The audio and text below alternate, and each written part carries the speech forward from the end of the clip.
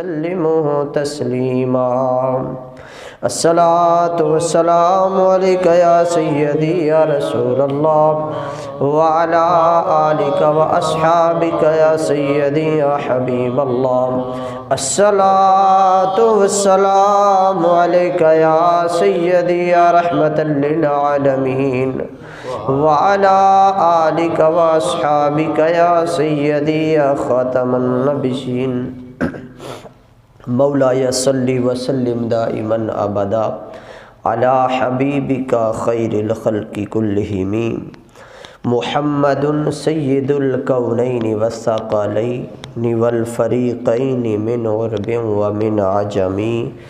مولاي صل وسلم دائما ابدا على حبيبك خير الخلق كلهم۔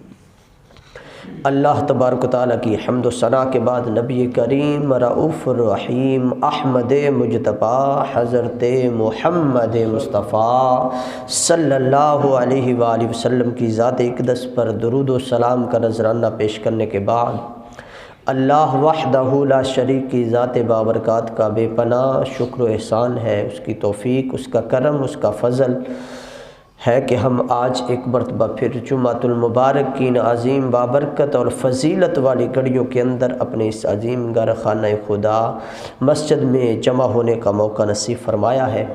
دعا ہے اللہ رب العزت ہمارا آج یہاں پر آنا، اکٹھے ہونا، ذکر و اذکار کا کرنا اور سننا اور انشاءاللہ نماز جمعۃ المبارک کا ادا کرنا، اس سب کو اپنی عظیم المرتبت بارگاہ میں قبول فرمائے، اور قبول فرما کے سن کے سنا کے ہم سب کو اس پر عمل پیرا ہونے کی بھی توفیق عطا فرمائے، اور اللہ رب العزت آج کے ہمارے ذکر خیر کو، نماز کو قیامت والے دن ذریعہ نجات بنائے، آمین یا رب العالمین۔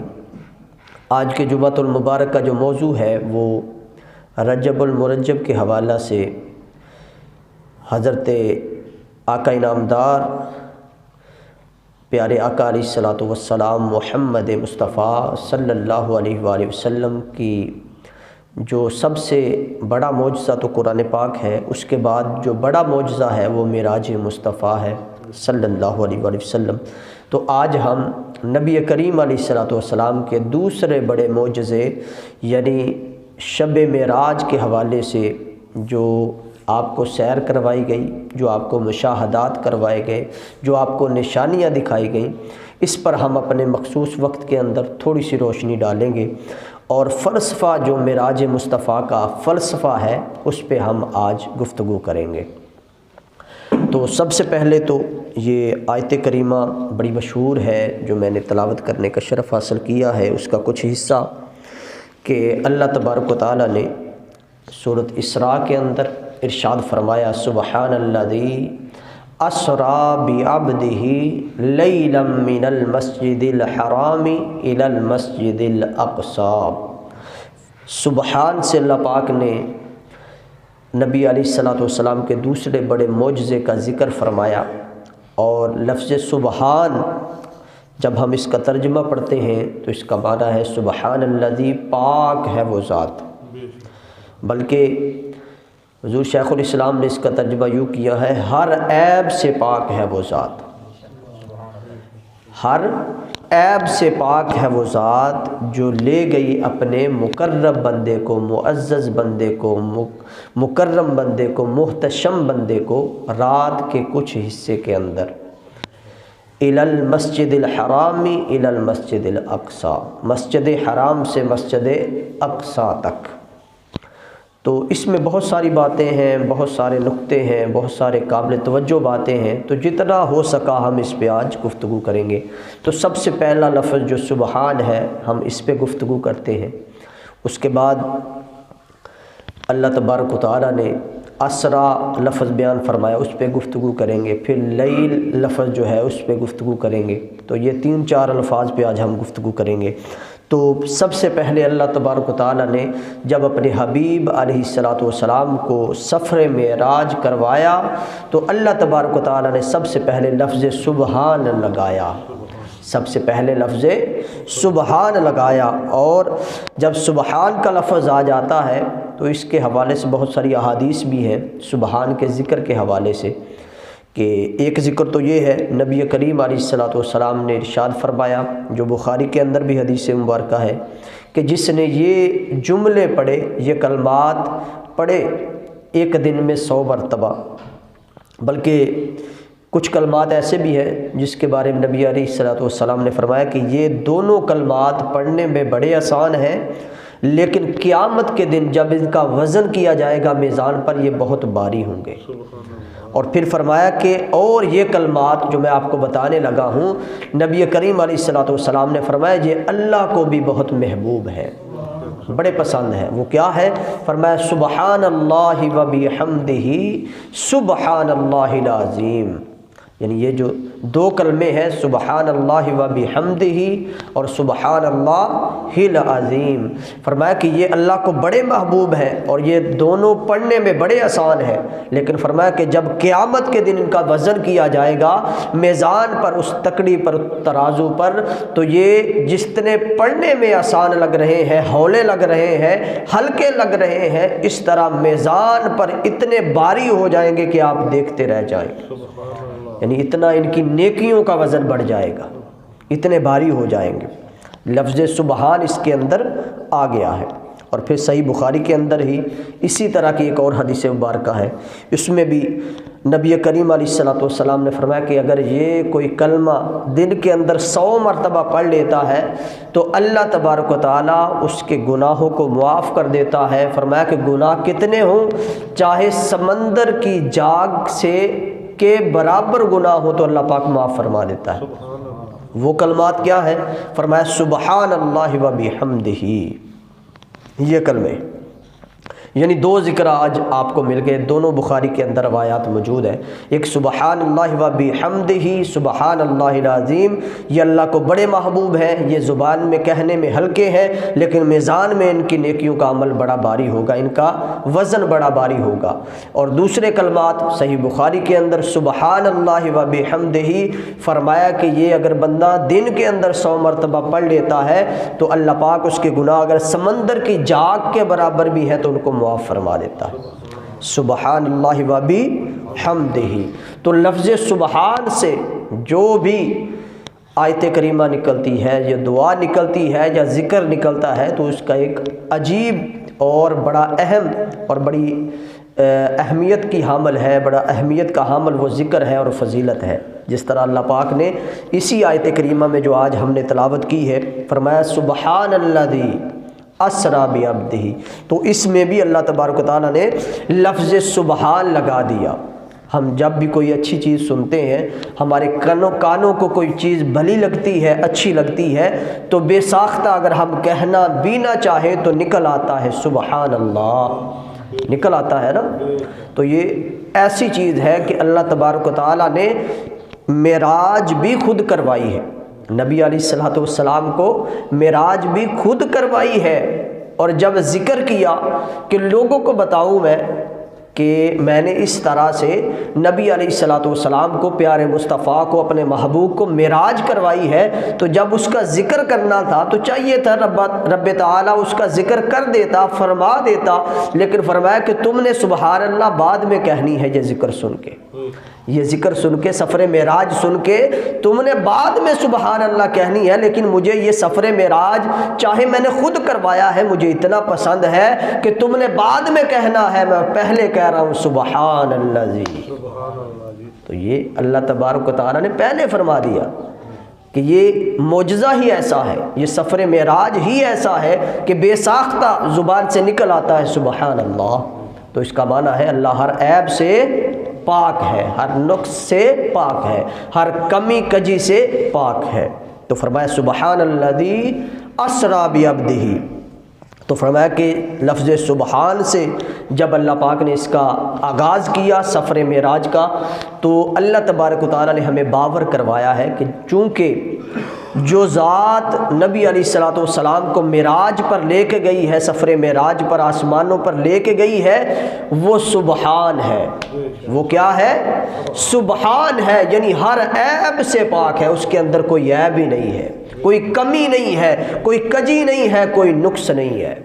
تو فرمایا کہ جب بھی تم نے سفر معراج سننا ہے، جب بھی تم سفر معراج سنو اور یہ چاہو کہ وہ تمہیں سمجھ آ جائے تو اس حوالے سے تم نے سمجھنا ہے کہ اس کو جو معراج نبی علیہ الصلوۃ والسلام کو کروایا گیا ہے وہ کروانے والی ذات ہر عیب سے پاک ہے، ہر عیب سے پاک ہے وہ ذات جو اپنے بندے کو لے گئی ہے۔ اس لیے اللہ تبارک و تعالیٰ نے لفظ سبحان لگایا کہ کل کو کوئی بندہ اعتراض نہ کر سکے، مصطفیٰ علیہ الصلوۃ والسلام پر کوئی بندہ اعتراض نہ کر سکے سفر معراج کے حوالے سے، یہ بات ایسی تھی، یہ ایسی تھی، روحانی طور پر گئے، جسمانی طور پر گئے یا خواب کے اندر گئے، اس طرح کی کوئی باتیں نہ کر سکے، اس لیے کہ مصطفیٰ خود تو گئے نہیں ہیں، مصطفیٰ خود تو سفر معراج پر آسمانوں پر گئے نہیں ہیں، لے جانے والی خدا کی ذات ہے اور وہ ہر عیب سے پاک ہے۔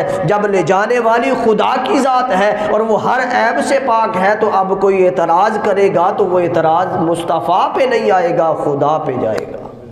تو اس لیے اے اعتراض کرنے والوں، تم نے اعتراض مصطفیٰ پہ نہیں کر رہے بلکہ خدا پہ کر رہے ہو۔ اگر خدا پہ اعتراض کرتے ہو تو پھر کامل یقین ربوبیت کا نہیں ہے، اللہ کی وحدانیت کا، اس کی پاور کا، اس کی طاقت کا تمہیں نہیں ہے۔ اس لیے کہ مصطفیٰ کو معراج کروانے والی ذات خدا کی ہے اور وہ ذات ہر عیب سے، ہر کمی کجی سے، ہر نقص سے پاک ہے۔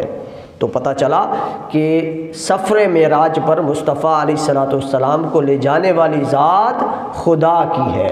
اس کے بعد اب سفر معراج جو ہوا نبی علیہ الصلوۃ والسلام کو، اس پر کئی لوگ اس کو سفر کہہ دیتے ہیں اور کئی سیر کہہ دیتے ہیں، کئی لوگ سفر کہتے ہیں اور کئی سیر کہتے ہیں۔ اس حوالے سے ایک بات جو ہم بھی جانتے ہیں کہ جو سفر ہوتا ہے نا وہ بندہ تقریباً ہر روز ہی کرتا ہے، لیکن جو سیر ہوتی ہے وہ بندہ کبھی کبھی کرتا ہے۔ ایسے ہی ہے نا، جو سیر ہوتی ہے وہ بندہ کبھی کبھی کرتا ہے۔ یہ بات تو بچے بھی سمجھ سکتے ہیں اور سمجھتے ہیں اس بات کو کہ اگر سیر کرنی ہو تو بندہ آرام سے جاتا ہے، آرام سے ساری چیزیں دیکھتا ہے، اور جب سفر کرنا ہو تو بندے کو تیزی ہوتی ہے، جلدی ہوتی ہے کہ میں نے اپنی منزل پر پہنچنا ہے۔ تو نبی علیہ الصلوۃ والسلام کو اللہ پاک نے سفر نہیں کروایا بلکہ سیر کروائی ہے۔ کیا کروایا ہے؟ سیر کروائی ہے، سفر نہیں کروایا۔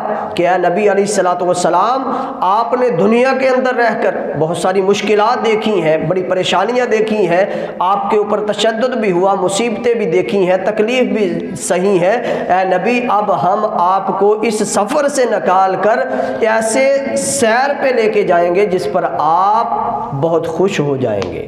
تو نبی علیہ الصلوۃ والسلام کو اللہ پاک نے سفر معراج نہیں کروایا بلکہ سیر معراج کروائی ہے، اس لیے کہ سفر جو ہوتا ہے وہ جلدی جلدی ہوتا ہے، وہ جلدی کے اندر ہوتا ہے، اور جو سیر ہوتی ہے وہ آہستہ آہستہ ہوتی ہے۔ اس لیے کہ اگر آپ جس سیر کے لیے نکلے ہیں ان چیزوں کو اچھی طرح سے دیکھیں گے نہیں تو آپ کو کیسے پتہ چلے گا میں نے فلاں جگہ کی سیر کی ہے، یا جہاں پر کوئی نہر تھی، کوئی اچھا ادارہ تھا، کوئی معرار بنا تھا، کوئی لاہور گئے، کراچی گئے، کسی بھی جگہ پر کوئی تاریخی چیز دیکھتے ہیں تو جب تک آپ دیر لگا کر ٹھہر کر دیکھیں گے نہیں آپ کو وہ چیزیں یاد نہیں رہیں گے۔ تو نبی علیہ الصلوۃ والسلام کی یہ سیر تھی، یہ سیر تھی، اور سیر آہستہ آہستہ کرائی جاتی ہے اور کی جاتی ہے۔ جب نبی علیہ الصلوۃ والسلام کی سیر اتنی تیز ہے تو سفر کتنا تیز ہوگا، یہ ہے بات۔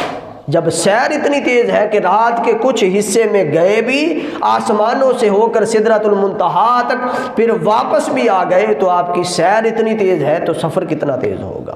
حالانکہ سیر جو ہے وہ ٹھہر کر آرام سے کی جاتی ہے۔ اور ایک اور بات بھی ہے کہ اگر ہم نے سیر کرنی ہو نا، کہ بچے روزی پڑھنے جاتے ہیں، ایک ماہ کے بعد یا سال کے بعد، 2 سال کے بعد ہم نے پروگرام بنا لیا کہ اب بچوں کو چھٹیاں ہوگی تو کہیں پہ سیر کرنے چلیں گے، گھومنے پھرنے کے لیے جائیں گے۔ تو سیر جب بھی ہوتی ہے دن کے وقت ہوتی ہے، سیر دن کے وقت ہوتی ہے، لیکن نبی علیہ الصلوۃ والسلام کو جب اللہ پاک نے سیر معراج کروائی تو وقت دن کا نہیں ہے، وقت رات کا ہے۔ یہ کیا ماجرا ہے، یہ کیا معاملہ ہے؟ رات کے وقت تو چیزیں نظر نہیں آتی. آپ نے سیر کرنی ہو، کوئی تاریخی جگہ دیکھنی ہے، کراچی دیکھنا ہے، آپ نے لاہور دیکھنا ہے، مینار پاکستان دیکھنا ہے، یادگار دیکھنا ہے، چڑیا گھر دیکھنا ہے، کچھ بھی دیکھنا ہے، آپ دن کو جائیں گے تو زیادہ نظر آئے گا. ایسا ہی ہے نا؟ سمجھداری کی بات تو یہ ہے، دن کو چیزیں نظر آتی ہیں. تو نبی علیہ الصلوۃ والسلام کو پھر رات کو سیر کیوں کروائی گئی؟ تو اس سے پتہ یہ چلا کہ اگر دنیا دیکھنی ہو تو پھر دن بہتر ہے. اگر بڑی توجہ طلب بات ہے، اگر دنیا دیکھنی ہو تو پھر دن بہتر ہے، اور اگر دنیا والا دیکھنا ہو تو پھر رات بہتر ہے. اگر دنیا والا دیکھنا ہو تو پھر رات بہتر ہے. نبی علیہ الصلوۃ والسلام کو اس لیے بھی سیر معراج رات کو کروائی گئی کہ اس وقت دنیا نہیں دیکھنی تھی، میرے نبی نے، میرے مصطفیٰ نے دنیا والا دیکھنا تھا، اس لیے بھی رات کو کروائی گئی. اب اس سے آگے چلتے ہیں کہ لفظ سبحان بھی ہو گیا، اسرا بھی ہو گیا. اب آتے ہیں لیلن. لیلن کا معنی ہے رات، اور جب ہم اس کے ساتھ اسرا ملا لیتے ہیں تو اس کا معنی ہے رات کے وقت چلنا، رات کے وقت چلنا، سفر کرنا، سیر کرنا. تو اس پر کچھ لوگ اعتراض کرتے ہیں کہ نبی علیہ الصلوۃ والسلام کو، پیارے مصطفیٰ کو کلمہ پڑھنے کے باوجود بھی اعتراض کرتے ہیں. وہ اعتراض کیا ہے کہ نبی علیہ الصلوۃ والسلام کو جو سیر معراج ہوئی یا معراج پر گئے، سفر پر گئے، سیر پر گئے، وہ حالت بیداری کے اندر نہیں گئے بلکہ خواب کے اندر گئے. یہ بھی اعتراض ہوتا ہے، اور ان کے پاس، ہاں ہم بھی دلائل دیتے ہیں، ان کے پاس بھی دلائل ہیں. تو دلائل کا دلائل سے موازنہ کرنا چاہیے، تو پھر کسی نتیجے پر پہنچنا چاہیے. تو سب سے پہلے تو جب اللہ پاک نے لفظ لیل لگا دیا، رات کا بتا دیا، تو چاہیے تھا. اور اس میں ایک اور بات بھی ہے، جب نبی علیہ الصلوۃ والسلام یہاں پر اعتراضات دور ہو جاتے ہیں کہ خواب کے اندر تھا یا حقیقت کے اندر یا بیداری کے اندر تھا. کہ جب نبی علیہ الصلوۃ والسلام نے آ کر بتایا لوگوں کو کہ میں سفر معراج پر گیا تھا، رات کے کچھ حصے میں گیا بھی اور واپس بھی آ گیا، تو کچھ لوگ جو کلمہ گو تھے وہ بھی پھر مرتد ہو گئے. اگر آپ بتاتے کہ میں رات کو خواب دیکھا کہ میں آسمانوں پر گیا بھی اور واپس بھی آیا، تو کیا لوگ نہ مانتے؟ کیا لوگ نہ مانتے؟ لوگ اسی وقت مان جاتے. آپ کو صادق کا لقب ملا ہے، آپ کو امین کا لقب ملا ہوا ہے. تو حضور علیہ الصلوۃ والسلام نے اگر بتایا ہوتا کہ میں خواب کے اندر گیا تو کسی کو کوئی اعتراض ہی نہیں تھا. حضور علیہ الصلوۃ والسلام نے بتایا یہ کہ میں بیداری کی حالت کے اندر، حقیقت کے اندر گیا بھی جسم کے ساتھ اور واپس بھی آیا، اسی لیے تو ماننے کے لیے تیار نہیں تھے. اسی لیے تو کفار حضرت ابوبکر صدیق رضی اللہ تعالیٰ عنہ کے دروازے پر پہنچ گئے تھے کہ اگر مصطفیٰ کہیں کہ میں رات کے کچھ حصے میں گیا بھی اور واپس بھی آ گیا، کیا آپ مان لیں گے؟ اسی لیے گئے تھے نا. اگر خواب کے اندر ہوتا تو وہ مان لیتے. خواب تو کسی کو بھی آ سکتا ہے، آپ کو بھی آ سکتا ہے، آپ کو بھی آ سکتا ہے، کسی کو بھی آ سکتا ہے.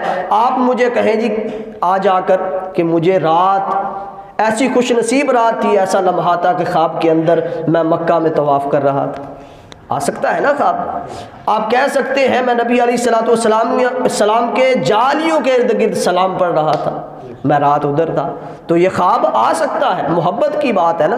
تو خواب پہ کوئی پابندی نہیں ہے. اگر نبی علیہ الصلوۃ والسلام کو خواب آئی ہوتی کہ میں سفر معراج پر گیا، یہ چیز دیکھی اور واپس آ گیا، تو کسی کو کوئی اعتراض نہیں تھا. تو پتہ چلا کہ خواب کے اندر نہیں گئے بلکہ بیداری کی حالت کے اندر جسم اطہر کے ساتھ گئے اور پھر واپس بھی آئے. اعتراض اس پہ ہوا. حالانکہ قرآن پاک کے اندر اور بھی 2 جگہوں پہ میں کوٹ کرتا ہوں کہ لفظ لیل کا استعمال ہوا، اور وہاں پر بھی رات کا کچھ حصہ ذکر ہوا. حضرت لوط علیہ السلام کا ذکر ہوتا ہے، حضرت لوط علیہ السلام کا، کہ جب ان کے کام ایسے اچھے نہیں تھے، تو جب اللہ پاک نے قوم لوط کو عذاب دینا چاہا نا، عذاب دینا، تو حضرت لوط علیہ السلام کی طرف وحی فرمائی. اس کا قرآن پاک نے ذکر کیا ہے. پوری آیت کریمہ نہیں پڑھتا، فرمایا کہ فَأَسْرِ بِأَهْلِكَ بِقِطْعٍ مِّنَ اللَّيْلِ، اس میں بھی لفظ لیل آ گیا. اور اس میں اللہ پاک نے فرمایا کہ اے لوط اپنے اہل کو، اپنے گھر والوں کو، اپنوں کو لے کر یہاں سے نکل جائیں رات کے کچھ حصے میں. بِقِطْعٍ مِّنَ اللَّيْلِ، یہاں پر بھی اللہ پاک نے اس کا ذکر فرمایا. تو سوال یہ پیدا ہوتا ہے کہ اگر حضرت لوط علیہ السلام یہ جو گھر والوں کو نکال کے لے کے گئے، یہ خواب کے اندر لے کر گئے تھے یا حقیقت کے اندر لے کر گئے تھے؟ یہاں بھی رات کا ذکر ہوا جس میں نبی علیہ الصلوۃ والسلام کا ذکر ہے، سیر معراج کا، وہاں پہ بھی رات کا ذکر ہے۔ تو حضرت لوط علیہ السلام بیداری کی حالت کے اندر اپنے گھر والوں کو، اپنوں کو لے کر چلے گئے اور پیچھے سے عذاب آ گیا۔ اسی طرح ایک اور جگہ بھی ہے، فَأَسْرِ بِعِبَادِي لَيْلًا إِنَّكُمْ مُتَّبَعُونَ، یہ حضرت موسیٰ علیہ السلام کی بات ہو رہی ہے کہ اللہ پاک نے فرمایا کہ فرعون کے ظلم سے بچنے کے لیے اللہ پاک نے فرمایا اے موسیٰ، فرعون کے ظلم سے بچنے کے لیے ان کو لے کر جو آپ کے اپنے ہیں لے کے نکل جائیں، فَأَسْرِ بِعِبَادِي لَيْلًا إِنَّكُمْ مُتَّبَعُونَ، رات کے خاص حصے کے اندر۔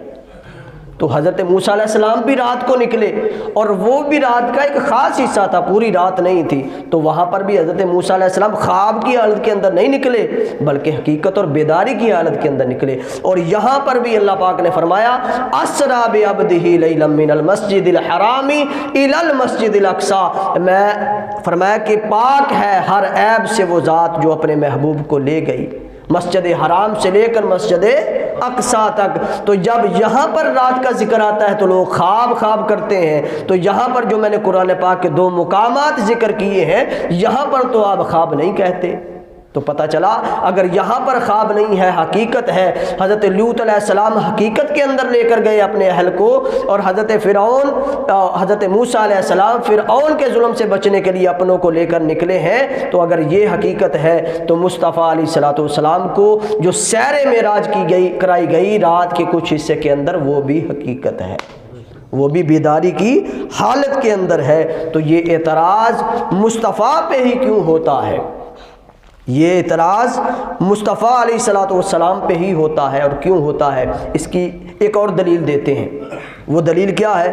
صحیح حدیث پاک ہے، اور ہمارے کچھ اہل سنت کے لوگ یہ سن کے پریشان ہو جاتے ہیں جب یہ حدیث مبارکہ بیان کی جاتی ہے کہ حضرت ام عائشہ صدیقہ رضی اللہ تعالی عنہا، ام المومنین حضرت عائشہ صدیقہ رضی اللہ تعالی عنہ فرماتی ہیں کہ جس رات نبی علیہ الصلوۃ والسلام کو معراج ہوئی، آپ کو معراج پر لے جایا گیا، اس رات نبی علیہ الصلوۃ والسلام کا جسم اطہر میری آنکھوں سے دور ہی نہیں ہوا، یعنی جدا ہی نہیں ہوا۔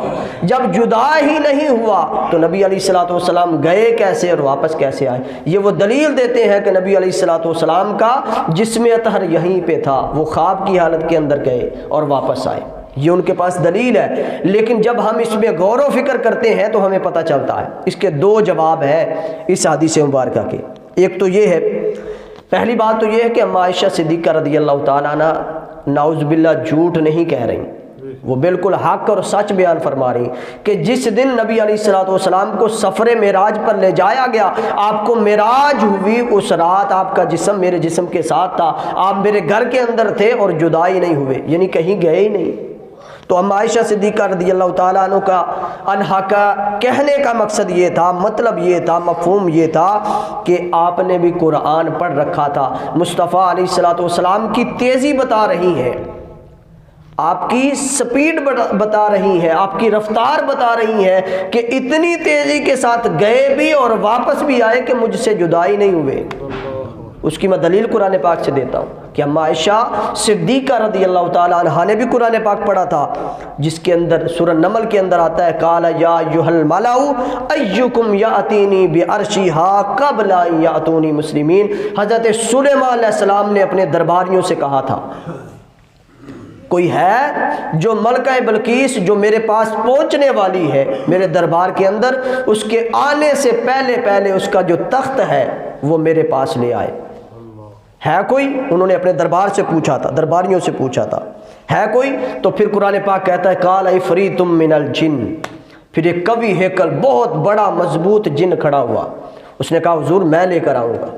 قال عفریت من الجن، وہ جن تھا، اس نے کہا میں لے کر آؤں گا۔ فرمایا کتنی دیر کے اندر؟ فرمایا قبل ان تقوم من مقامک، آپ کی اس مجلس کو برخاست جب آپ کرتے ہیں، برخاست کرنے سے پہلے وہ تخت آپ کی خدمت میں ہوگا۔ حضرت سلیمان علیہ السلام کی نظر نبوت دیکھ رہی تھی. آپ نے فرمایا نہیں، اس سے بھی پہلے چاہیے. تو پھر قرآن پاک کہتا ہے قال الذی عندہ علم من الکتاب، پھر وہ شخص کھڑا ہوا جس کے پاس کتاب کے کچھ حصے کا علم تھا. یہ عاصم بن برقیہ کی بات ہو رہی. فرمایا قال الذی عندہ علم من الکتاب، پھر وہ بندہ، وہ شخصیت کھڑی ہوئی جس کے پاس کتاب کے کچھ حصے کا علم تھا. اس نے کیا کہا؟ اس نے کہا اے پیغمبر علیہ الصلوۃ والسلام میں لے کر آؤں گا. فرمایا کتنی دیر کے اندر؟ فرمایا قبل ان یرتد الیک طرفک، آپ کی پلک چبکنے سے بھی پہلے تخت آپ کے قدموں کے نیچے ہوگا، آپ کی خدمت میں ہوگا. پلک چبکنے میں سیکنڈ بھی نہیں لگتا، پلک چبکنے میں سیکنڈ بھی نہیں لگتا. اور حضرت سلیمان علیہ السلام کا وہ امتی کہہ رہا ہے حضور آپ کی پلک جھپکنے سے بھی پہلے ملکہ بلقیس کا تخت آپ کے سامنے ہوگا، آپ کی خدمت میں ہوگا. تو پتہ چلا حضرت اما عائشہ صدیقہ رضی اللہ تعالیٰ عنہ نے قرآن پڑھ رکھا تھا کہ حضرت سلیمان علیہ السلام کا ایک ادنا سا امتی اگر ملکہ بلقیس کا اتنی میل دور پڑا ہوا تخت لا سکتا ہے، وہ جا بھی سکتا ہے اور آ بھی سکتا ہے، تو مصطفیٰ نبی ہے، رسول ہے، محبوب ہے، مصطفیٰ ہے. وہ سفر معراج پر، سیر معراج پر رات کے کچھ حصے میں جا بھی سکتے ہیں اور آ بھی سکتے ہیں. آ سکتے ہیں کہ نہیں آ سکتے؟ تو یہ ایک ادنا سے ولی کا عالم ہے جو سلیمان علیہ السلام کی امت کا تھا. ایک صالح تھا، ایک بزرگ تھا، ایک اللہ کا ولی تھا. وہ تو امتی ہے، پھر بھی اگر ولی بھی ہو تو پھر بھی امتی ہے. تو جب حضرت سلیمان علیہ السلام کے امتی کی طاقت کا عالم یہ ہے تو سلیمان علیہ السلام کی طاقت کا عالم کیا ہوگا؟ جب سلیمان علیہ السلام کی طاقت نہیں گنی جا رہی تو مصطفیٰ علیہ الصلوۃ والسلام کی طاقت کا عالم کیا ہوگا؟ بات یہ ہے.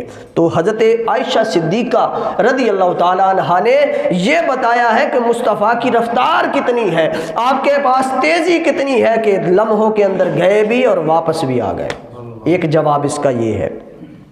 اور ایک اور بھی ہے کہ حضرت اما عائشہ صدیقہ رضی اللہ تعالیٰ عنہ نے، اب اعتراض یہ ہوتا ہے کہ پھر اما عائشہ صدیقہ رضی اللہ تعالیٰ عنہ نے ایسا کیوں کہا کہ آپ کا جسم اطہر تو جدا ہی نہیں ہوا، کہ یعنی بیداری کی حالت کے اندر جسم کے ساتھ حضور گئے بھی ہیں اور واپس بھی آئے ہیں. تو پھر بھی اما عائشہ صدیقہ فرماتی ہیں کہ میرے جسم کے ساتھ حضور کا جسم تھا، میرے گھر کے اندر، میرے بستر کے اندر تھے، پھر بھی جدا نہیں ہوئے. تو اس کا مطلب کیا تھا؟ تو اس کا بڑا عام فہم سا جواب ہے. اور اگر ہم اس حدیث مبارکہ میں غور کریں تو ہمیں پتہ چلتا ہے کہ حضور علیہ الصلوۃ والسلام کو جو معراج ہوئی وہ مکہ کے اندر ہوئی ہے. یہ یاد رکھیے گا. اس حدیث مبارکہ کا سب سے بہترین جواب یہ ہے کہ اگر کوئی کہے کہ صحیح حدیث سے ثابت ہے کہ اما عائشہ صدیقہ رضی اللہ تعالیٰ عنہ فرماتی ہیں جس رات نبی علیہ الصلوۃ والسلام کو سیر معراج پر لے جایا گیا، اس رات تو وہ فرماتی حضور میرے ساتھ تھے اور ان کا جسم میری آنکھوں سے اوجھل نہیں ہوا، ان کا جسم میرے جسم کے ساتھ تھا، ہم بستر کے اندر تھے. تو اس کا جواب یہ ہے کہ حضور کو معراج مکہ کے اندر ہوئی. اس وقت آپ کی عمر مبارک 50 یا 51 سال تھی. اور دوسری بات، آپ طائف کے سفر سے واپس آئے تھے، شعب ابی طالب گزر چکا تھا، بلکہ عام الحزن کا ساتھ تھا.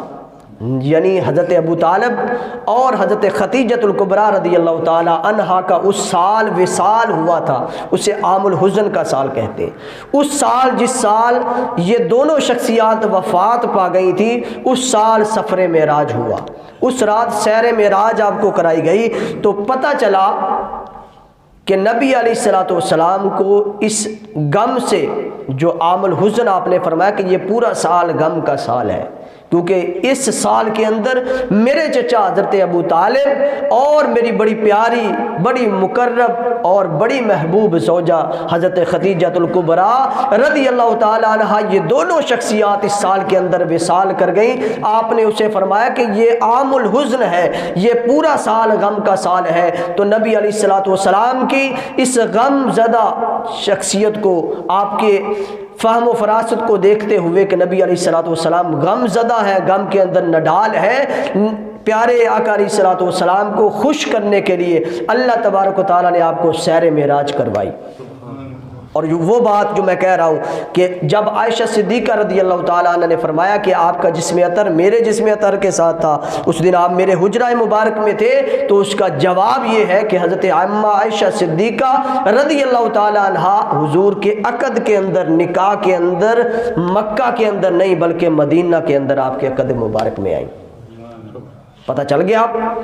تو اب آپ کہیں گے کہ اگر ام عائشہ صدیقہ رضی اللہ تعالیٰ عنہ حضور کے نکاح کے اندر مدینہ کے اندر آئیں تو پھر کیوں فرمایا ام عائشہ صدیقہ رضی اللہ تعالیٰ عنہ نے کہ حضور کو جب معراج کروائی گئی تو آپ میرے ساتھ تھے؟ پھر بھی سوال پیدا ہوتا ہے تو کیا نعوذ باللہ ام عائشہ صدیقہ رضی اللہ تعالیٰ عنہ نے جھوٹ بول دیا؟ نہیں نہیں، ام عائشہ بھی ہے ساتھ صدیقہ بھی ہے، سچی بھی ہے، اور ایسی سچی ہے جس کی گواہی قرآن پاک نے دی ہے۔ ام عائشہ صدیقہ رضی اللہ تعالیٰ عنہ ان جیسی سچی کوئی نہیں ہے، تو ام عائشہ صدیقہ رضی اللہ تعالیٰ نے جھوٹ نہیں بولا، بلکہ علماء کرام اہل مفسرین اور اہل علم بیان کرتے ہیں کہ ام عائشہ صدیقہ رضی اللہ تعالیٰ عنہ بالکل حق اور سچ پر تھیں، اس لیے کہ نبی علیہ الصلوۃ والسلام کو معراج ایک مرتبہ نہیں ہوئی بلکہ تقریباً کم و بیش 34 مرتبہ معراج ہوئی ہے۔ کتنی مرتبہ؟ 34 مرتبہ کم و پیش حضور علیہ الصلوۃ والسلام کو معراج ہوئی، لیکن وہ چھوٹی معراج تھی، یہ معراج سب سے بڑی معراج تھی۔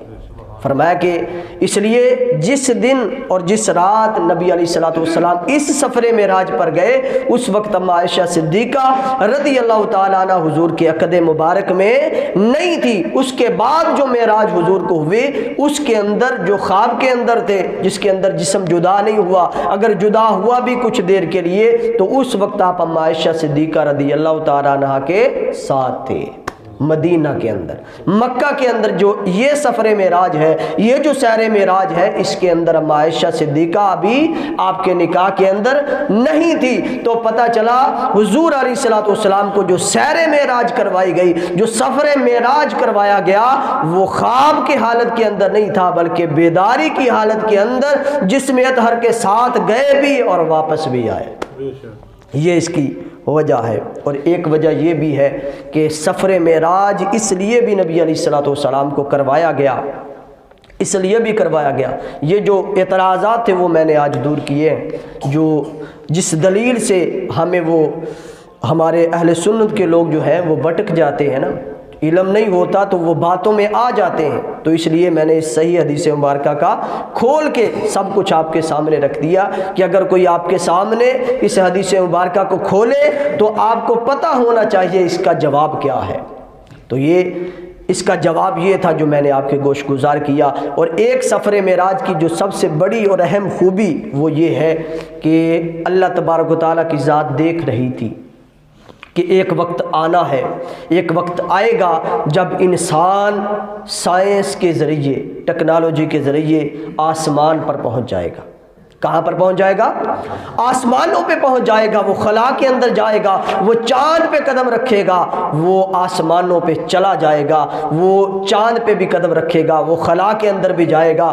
اس لیے بھی نبی علیہ الصلوۃ والسلام کو اللہ پاک نے سیر معراج پہلے کروا دی، آسمانوں پر پہلے لے گئے، بلکہ آسمانوں سے بھی آگے سدرۃ المنتہا تک لے گئے، اس لیے کہ کل کو کوئی یہ اعتراض نہ کرے کہ ہم تو مسلمان بھی نہیں ہیں، ہم غیر مسلم ہے لیکن ہم نے چاند پہ قدم رکھا ہے، تمہارے مصطفیٰ اگر اتنے ہی اختیارات والے ہیں تو وہ آسمانوں پہ کیوں نہیں گئے؟ اس لیے نبی علیہ الصلوۃ والسلام کی شان کو، آپ کے مقام کو بڑھانے کے لیے اللہ تبارک و تعالیٰ نے پہلے سے یہ انتظام کر دیا کہ کوئی میرے مصطفیٰ پہ کل کوئی اعتراض نہ کرے، اس لیے کہ اگر کوئی مصطفیٰ پہ اعتراض کرے گا وہ خدا پہ اعتراض آتا ہے، اس لیے پہلے سے معراج کروا دی۔